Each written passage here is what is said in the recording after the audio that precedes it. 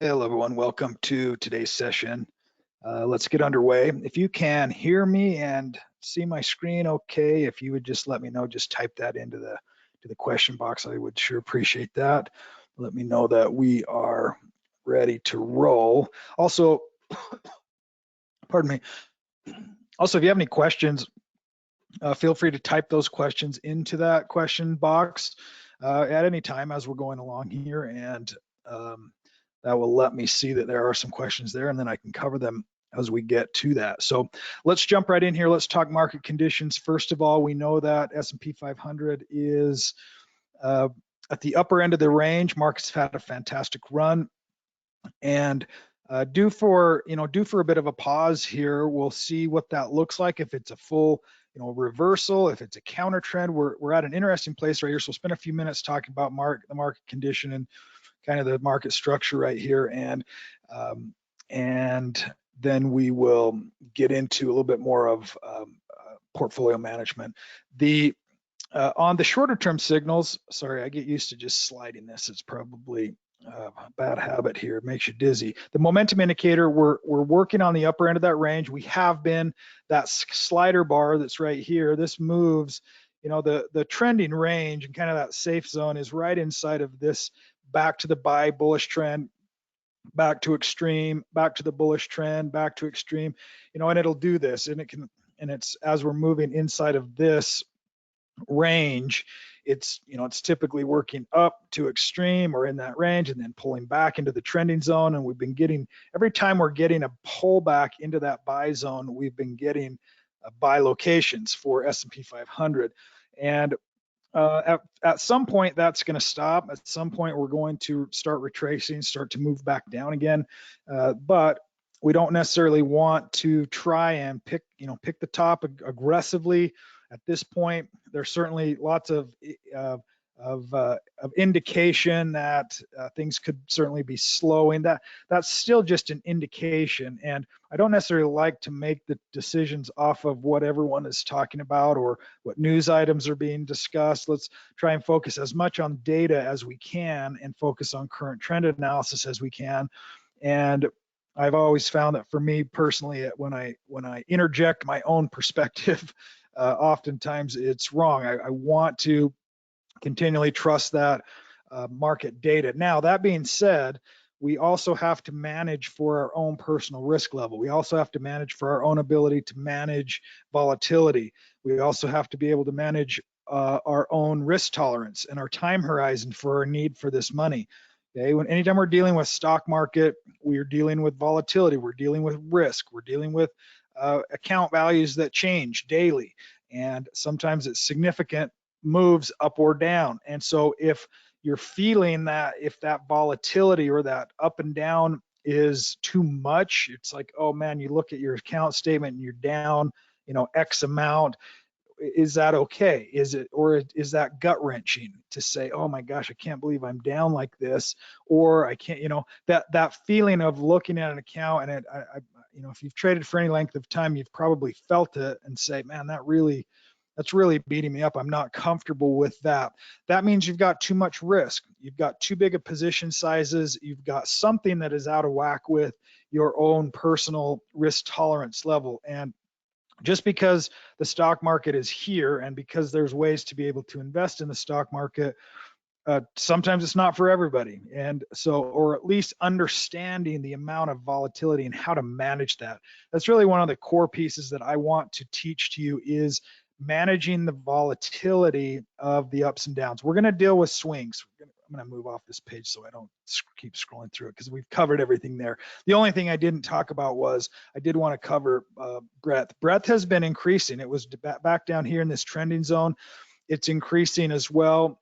But we'll see if it's a little too late, or if we are going to get additional participation by other stocks that hadn't been participating to this point, which may add some additional stability to the market. Now let's look at S&P 500 before I go to buy-sell ratio, and we'll talk a little bit about that trend, the current trend on S&P 500. Now we're down today. We've moved back down into this zone, and a pretty decent day. So far, though, every time we've experienced a day like this, it's found some support or at least a range. You know, this one back here in December was a pretty tight range. And then we broke out of that here and then started to work inside of this next range. You can kind of see that range here, and it pulls back and it finds some support. Now we've had the same thing. We've had this rally.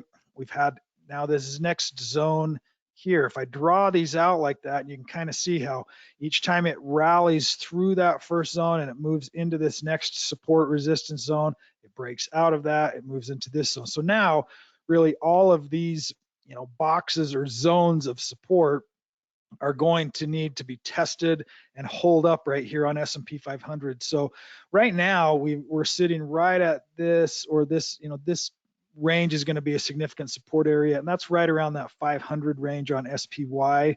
And you know, down 1% today, nothing too crazy, but you know, percent and a half, maybe even 2%. That, you know, those kind of days of volatility are normal. To be able to take off a little bit of the upside and be able to kind of refresh and allow those that are looking for buying opportunities on a dip to be able to step in and look for support right that. Now, this range, and we know that anybody that's, you know, that you've been following me for any length of time, you know, on TradersPro, this range, using this Fibonacci snap tool, you just simply check this box, and whatever time frame you're on, it's going to grab the lowest point on that chart pattern and the highest point on the chart pattern. If the highest point on the chart pattern is over here and the lowest point is over here, then obviously the line is going to be moving this direction, and so it's going to be showing us that it's a downtrend for that time frame. So in this case, this 6-month time frame on S&P 500, we've grabbed this low from last fall, which ultimately was that October low. That was a significant low, and we've been just kind of cruising ever since. It's been a great market. It's been a relatively easy market, and that when that happens, that's great. They just don't last forever. We'll, you know, enjoy it while it's here.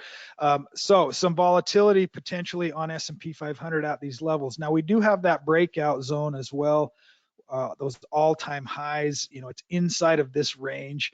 So there's a lot of support happening here. I haven't looked through any news items today. I really don't. I don't like to kind of get it just throws off my frame of thought sometimes. I want to know the general main talking points in terms of what, you know, maybe what the Fed is considering, or if there's any real big issues in earnings reports, or somebody of note really has some good comments, something like that. But for the most part, it's just hot air, and it really is not helpful because any news items that are talked about right now are typically already known. Information that's known or anticipated is already priced into the stock market instantaneously. So unless something is not known, so if any information that is discussed or brought up or released is unknown by the investment world, then the market's got to react. Then, you know, so that's why when we run into situations like, oh, the Fed didn't raise rates,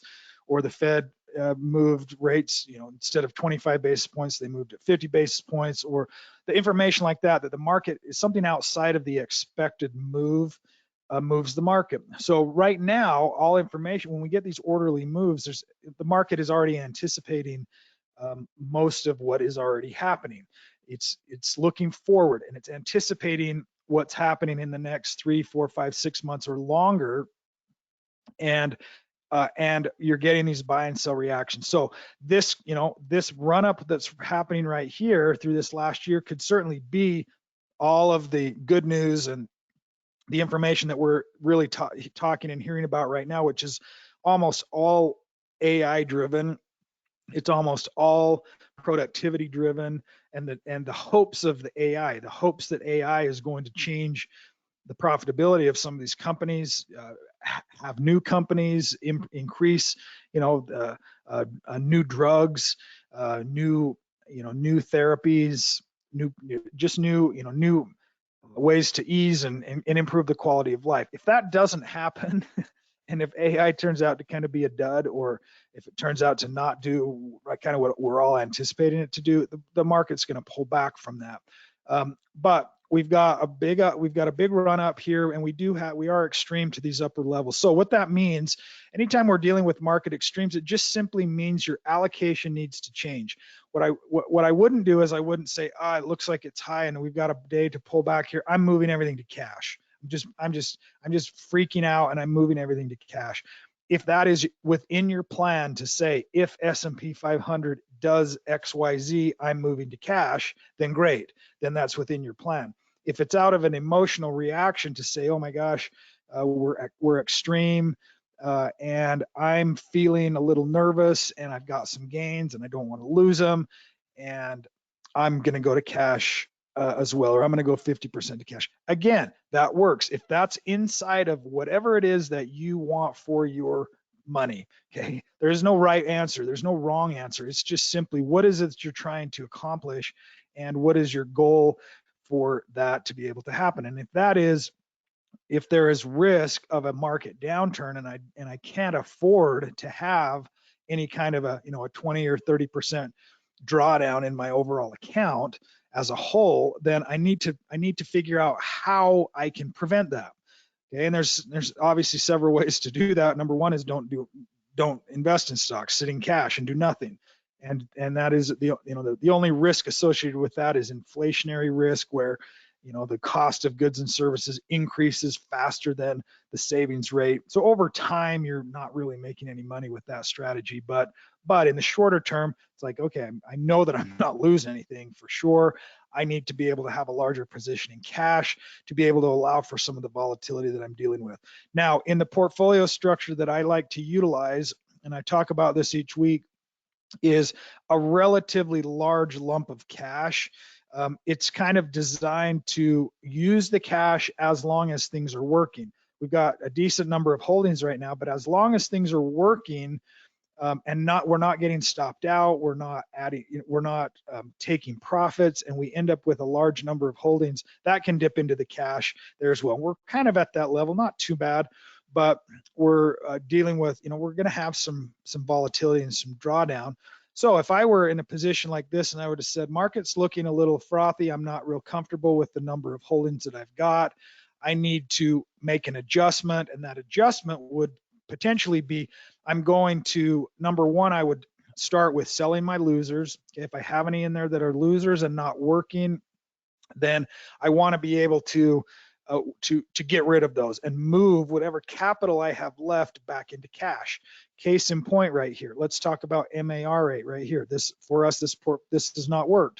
I'm a little bit frustrated with it because the crypto move that took off in Bitcoin, and this just, I guess I just don't understand the mining and the halving and the way that these guys are dealing with Bitcoin, because it should have gone higher, but it didn't. So, and that's fine, it happens.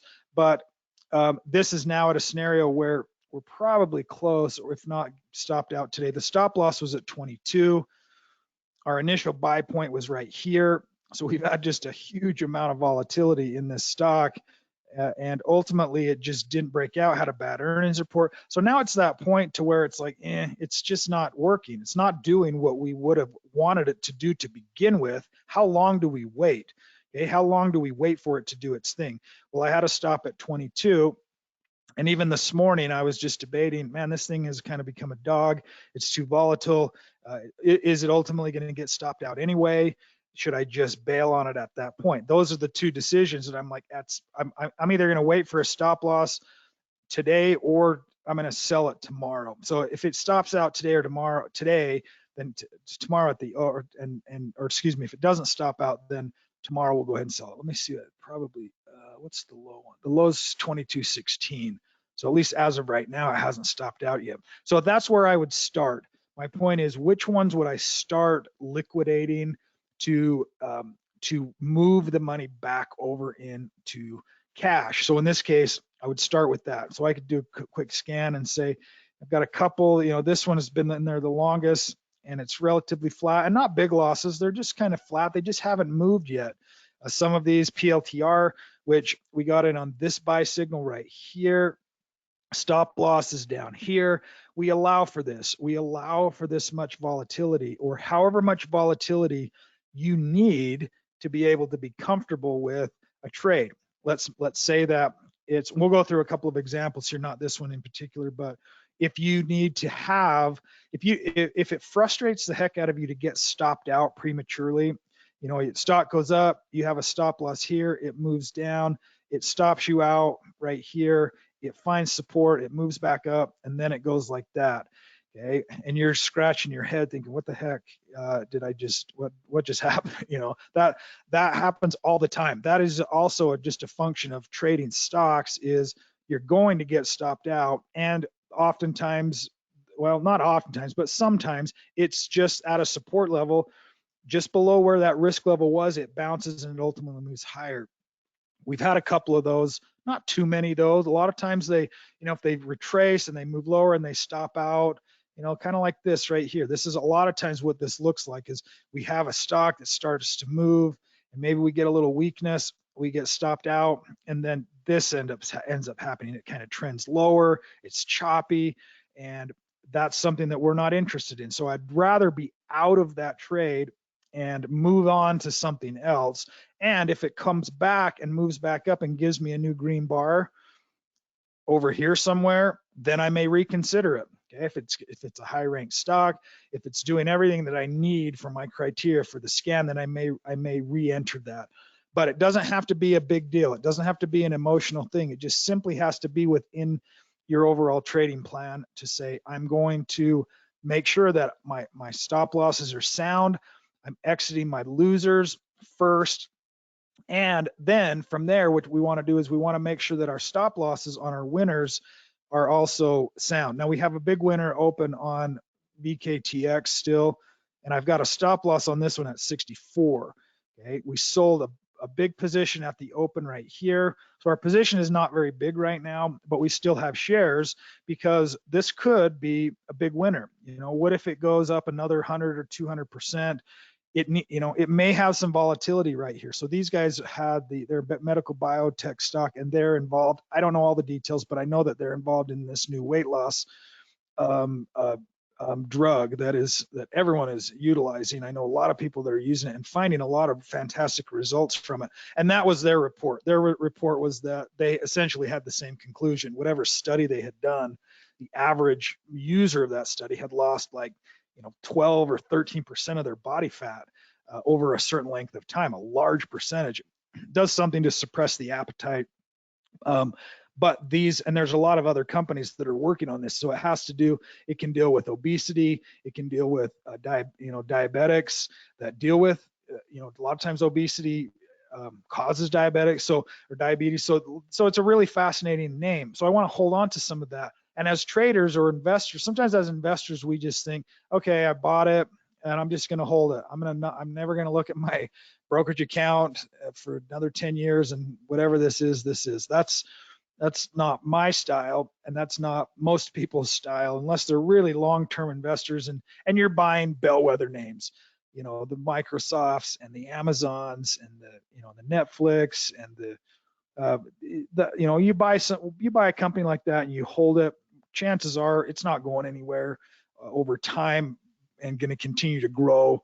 It's not always the case, but we want to look. That's part of the adjustment here. Is we had a massive gap higher. When the stock opens and goes up 120% in one day, what do? Do you say, man, that was impressive, I think I'll hold it, or you think, thank the good Lord, I've got some profits now, I'm done, I'm out, I'm taking them, and take the money and run.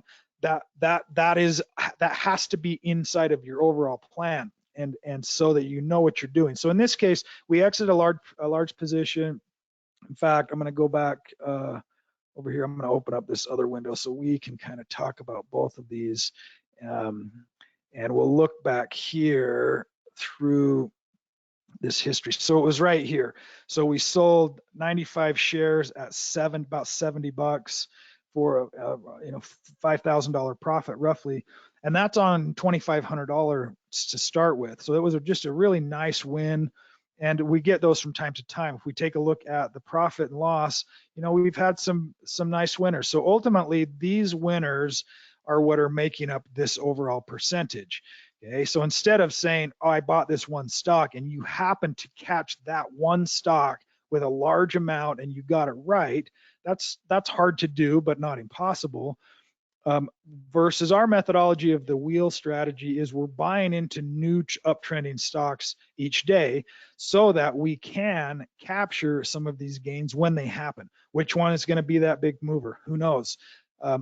Just like on the other side of it, which one is going to be our loser? Okay, we're going to have losers, but notice typically this one was a gap. It had an bad earnings report and gapped way below our stop loss. So typically we'll have a stop loss in place so that if and when it doesn't work, we get stopped out of it. MAR has been causing me stress right here. It's, that one we got stopped out of once and potentially again right here. So it's just a part of trading of some are going to work and some aren't, and for our averages to be working like this. So for us to both to really have 36% gains since September 1st with about half cash, yes, it's been a fantastic bull market. That's the only caveat is a lot of these stocks, it's just been a rush for a lot of these kinds of names. That is always the case. There's always going to be stocks and companies that people are interested in.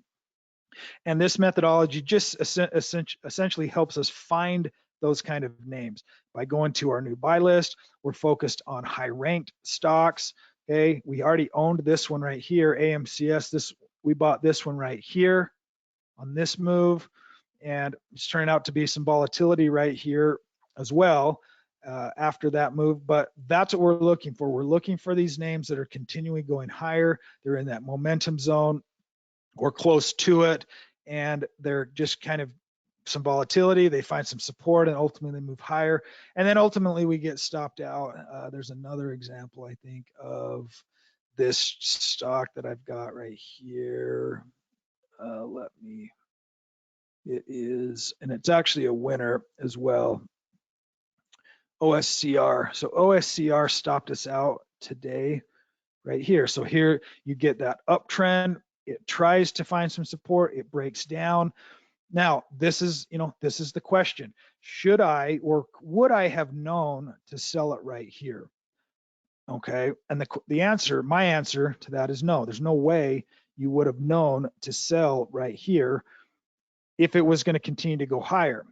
Okay. Or you would have known if it would have retraced back down a little bit, would you have sold? So it's always what are you going to do in that moment?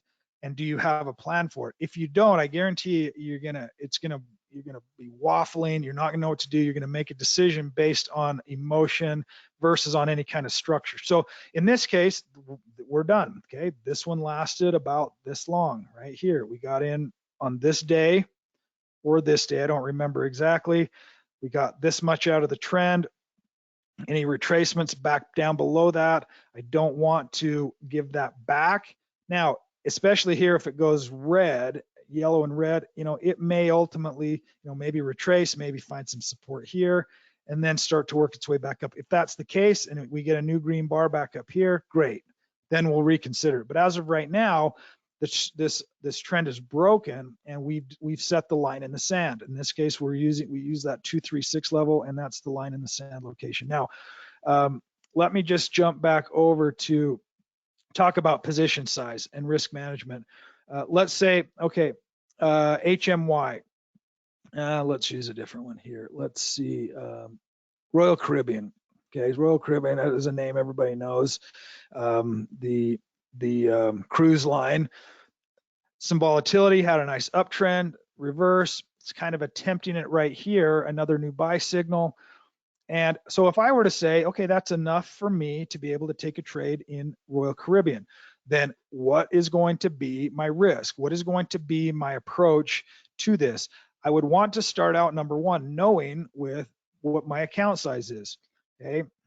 Knowing what my, oh, there we go, sorry about that, is what I'm working with. Okay, if I have $100,000 and all of that is available to me, that's in my brokerage account, and I'm trading that full amount and I'm using 2.5%, 2 to 2.5% allocation, then I know what I'm doing. I know what my plan is, and I could hold eventually, potentially 20 to 30 stocks. As I've said before, that's about where we top out with this method. Even today, we get stopped out of one, we add one in. Tomorrow, if we may get stopped out of MARA, we'll add a new one in. So the natural evolution of the trends as they're moving higher typically get us out of trades naturally with a stop loss or a profit target if we have to make some kind of adjustment. Like ANF right now, ANF has had a big run for us. It just keeps moving higher and higher, but and we're up 100% on it, but I've already trimmed back some of the holding. So I don't have a real big position in ANF. It's 2% still right here, just because as I've mentioned before, I call it harvesting the gains or realizing the gains or just rebalancing your risk. I still like the stock. It's still moving higher. Why would we sell it if it's still moving higher? It's still proving to us that it's working. So then that's the momentum strategy. I don't want to get rid of it if it's still working, but I want to take some of the gains and move those back into this pool, okay? And I can have that continually be, ideally continually growing, and ideally continuing to move that cash. Now that it's here, you can do whatever you want with it. You can reinvest it, you can pull it out to spend, you can, again, that's ideally what we want to do, is at the end of a certain time frame, have some money in the left over that we've ultimately gained in profits that we can do something with, and that's doing something with that money, paying off stuff, or uh, that's as personal as the individual trading decisions are as well. So, but that's the approach that I like to utilize, a portfolio method where we're adding into these winning stock, or I should say we're adding into these uptrending stocks, the ones that are continuing to move higher and continuing to work. We want to be a part of that. At some point, they're going to reverse. At some point, they're going to stop us out. At some point, we're going to take a profit target, and that's just a revolving door. Okay, and that's and it's most of the time it's fun. Every once in a while, you get the earnings report. The AAOI I was not very happy about, because that's a stock that's done really well for us for the last couple of years. But that also happens. You get these names that you've got everybody focused on, and ultimately the company proves that it is not worthy of that valuation, and it gets sold off. Okay? And this is one of the issues right now with SMCI. It's had this big run up. It's up 1,000% in the last 12 months. It's up 85% this month. It's just been a huge runner. It got added to the S&P 500, but we added into that right here. In this uptrend, I was waiting to see. I wanted to see a sell-off. I wanted to see a little retracement right here, and then jump into these trending stocks. We'll see if it continues to move higher or retraces. But now we're back up into this 236 zone, and we have a piece of it. And it's not a very big one. I think 3 shares because it's so expensive. But it's a moving stock. It's a name that we need to be in as it's continuing to trend higher. It's going to be volatile, but we're playing it by our rules now. Okay, we're playing it by, here's our momentum, here's our location. In fact, if we were to pull back here and say before that move at our entry location, you can see it was snapped to this high. Now we're just below this 236. We're entering the momentum zone. There was 1, 2, 3, 4, 5 days of support right here. Now I've got to say, what am I going to do? Okay, do I buy it? What am I going to do? And how much am I going to do? So in this case, I always come to this portfolio button right here and say, if I'm interested in buying this stock today, what would I need to do to secure or to create my risk profile, or to set up to understand my risk profile? Here I would have a portfolio, create a portfolio that's approximate to your total account value. If it's so that you get the right number, if it's around that 100,000. The other cool thing is you can delete them and delete the trades, delete the portfolio and start over. It doesn't have to be exact. It's really just kind of a tool to help you utilize it and create some structure. You're still gonna have to go into your brokerage account and do all this, but I love it because I like to know this number. I want to know what this number right here is every single time. So at this point right here, we're dealing with, let's say, an $880 stock. I obviously know that, okay, if I buy 3 shares, I'm pretty close to my 2.5% already.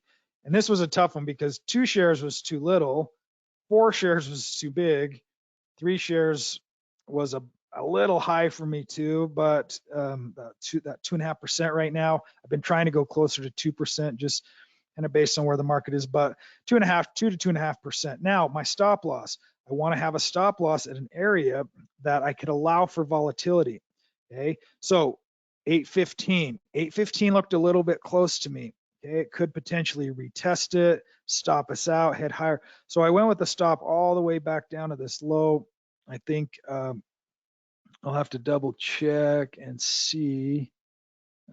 Let me go here. Let me go here. And let me go. I don't know why I can't. My memory's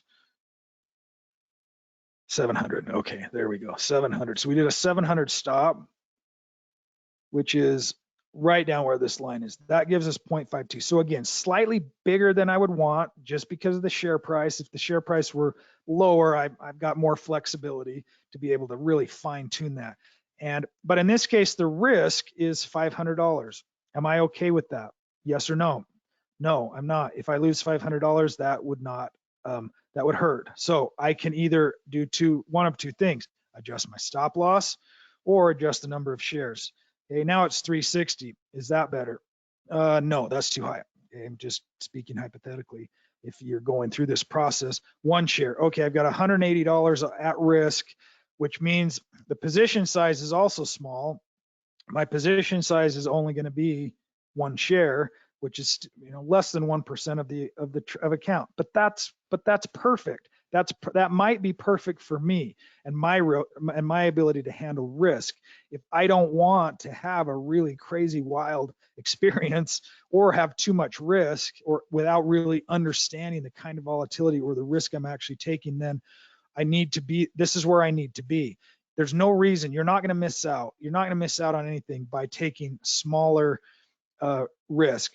You will miss out if you take too big of risk and don't understand what you're doing and don't have the stop set up correctly or have too many shares or too many positions going at the same time, and it's becoming stressful and you lose track of it, and then you don't log in and you forgot your stop loss and now it's down by 40% because you forgot. That's kind of the ball of yarn that can unwind quickly without a plan. So the plan is simply remembering, this is my risk. I am in charge of risk management. The market is in charge of making me money. I'm in charge of managing the risk. Market's in charge of making money. I'm in charge of managing risk. Market's in charge of making money. Okay, that it's not my job to make money. I can't do anything. Neither can you. Neither can any of us. The market does what the market does. So we ideally want to try and get into something that has a very high probability of moving higher, but there's no certainties. There's no way I would know if this could go higher or lower. I have to take some risk at some point. Well, how much risk am I willing to take? 0.84, is that too high?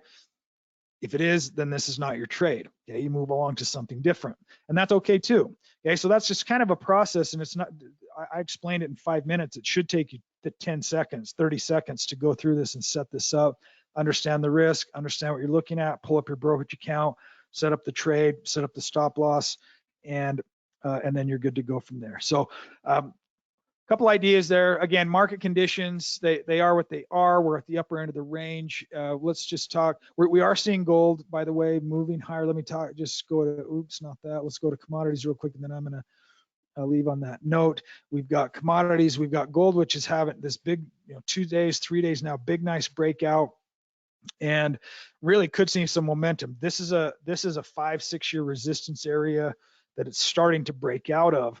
And potentially that would put it at all-time highs well, I should say within recorded history. It could have been higher 1,000 years ago, but in this case we are it's a significant move for gold. There's interest there, there's demand there, and that may be a place to be able to have a part of assets, whether it's holding GLD itself or holding a miner stock like HMY. You're seeing HMY, you're seeing, if you go through this new buy list, you're going to see a bunch of new gold miners in here. Maybe not a bunch. I was scanning through these this morning and I saw 2 or 3. Alamos Gold, AGI. And some of these have this retracement look. It's this deep retracement, and now it's back up. So here's a good example. Let's say that we would have, let's say if we bought, this stock back here, and it's moving higher and it's moving higher. And I like to do this with this slider bar just because it kind of helps with visualizing this process. Okay, let's say we were in this trade back here somewhere. We've got our stop loss below the 236. Is it going higher? Is it going higher? It's holding. New, boom, we're stopped out of that trade. Now, what do we do? Do we cry? Do we jump back in it immediately? Do we kick ourselves? Do we whatever it is that we want to do, or do we just move on? Because in this case, it continued to be volatile, had an uptrend, down. Ultimately, it's like, no, this is heading down. Now it's in a downtrend. At what point do we become interested again in this stock? Well, the rank is too low for me. It's 79. I prefer anything up in the, above 90, because that means it's leading the market. It's a leader. It's a market leader. This is not a market leader, but it's now I'm interested again. Now it's reverse trends back up again. So it's very simple to be able to look to see at what point are we interested again. Now, let's say that we decided I want to buy this stock at the market open. We do the same thing. We pull up our portfolio. We add this in. We go with our number of shares. We're kind of eyeballing it. It's at 13. If I go 500 shares, that's 6%. That's way too much. 200, 2.4. We're getting closer. So let's go 170. Let's go 170 right here. So 2.2, between 2 and 2.5. That puts me 170 shares with a position size of 2,200. Now, if I wanted to have my stop loss all the way but down below this low at 11 bucks, let's just say 11 bucks and see what happens right here. That's 0.33. That's not bad. So on this trade, if I were to do this trade, I could set up a position size that is comfortable with my trading plan at 2.5 or less than that. 2.12 is what it was, and a stop loss of 11 way down here, and still have my risk level at this $340 number, 0.3. What that means is that if the stock, the stock dropped all the way down here to 11, that's my stop. So this is a really technically sound support area. I could have all kinds of volatility right here and allow that and know that I'm okay until it gets to here. And if it gets to here, this is my risk. I know what my risk is. I'm comfortable. Granted, there's no stop losses or no gaps or earnings and things that are dropping overnight that can affect that. That always is a risk, and that can happen. But that's the process. At this point now, I've got to say, is this a trade that I'm willing to take, and why, and what's my risk? There you go. All of the pieces are set. Now, what I would never do is say, okay, I have a $10,000 account or a $100,000 account. We're going for it. We're going. Let's go 5,000 shares, and or 10,000 shares, something outrageous that is really going to create more risk. Obviously, that's not going to happen. But sometimes the hardest part for a lot of traders is understanding what size should I be going with. Is it $1,000? Is it $10,000? Is it a dollar amount, or is it a percentage amount? And I just explained essentially the one process to be able to utilize to be able to create a portfolio of growing uptrending stocks without too much risk.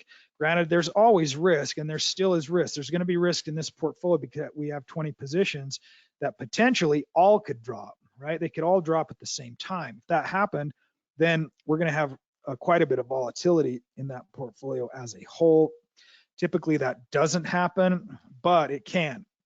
And so that's the risk now. Our risk now is position sizing, or the number of holdings is adding to our risk. So if we wanted to take less risk, we would need to get rid of some of these holdings. I'm going to end on that note. I sure appreciate everyone's time and effort. Hope you find value in these presentations, and we'll see you next time. Thanks a lot. Bye now.